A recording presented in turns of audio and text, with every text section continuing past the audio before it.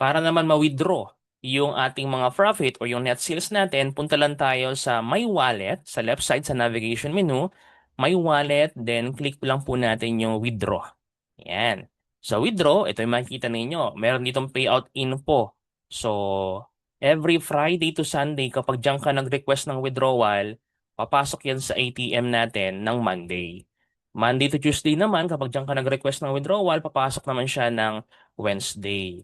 Wednesday, Thursday, papasok naman siya ng Friday. Kaya kapag halimbawa, no, nag-withdraw or nag-request ka ng withdrawal ng Sunday, kinabukasan Monday, nandiyan na.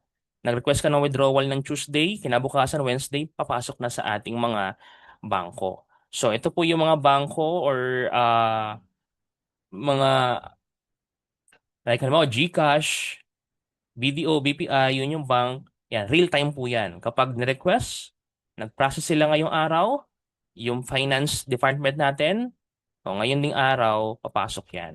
Pero kapag other banks naman, yung processing niyan, pinrocess ng Monday ng finance, o maghihintay tayo ng 2 to 3 days 2 to 3 banking days bago pumasok sa ating mga account or sa ating ATM. Ganun lang po kadali. Para mag-request naman ng withdrawal, halimbawa ito yung amount, minimum is 500 pesos. Ilagay lang po na halimbawa, gusto kong i-withdraw is yung 10,000.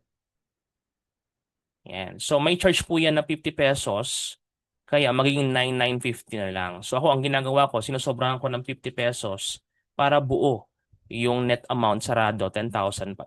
Yung papasok sa aking bangko. So dito, BDO. Hindi mo pwedeng i-edit po yung bank ha. So yung inyong yung inyong mga bank information or bank details, hindi yan po pwedeng ma-edit. So kung ano po yung nilagay nyo nung umpisa, yan na po yung nakalagay dyan.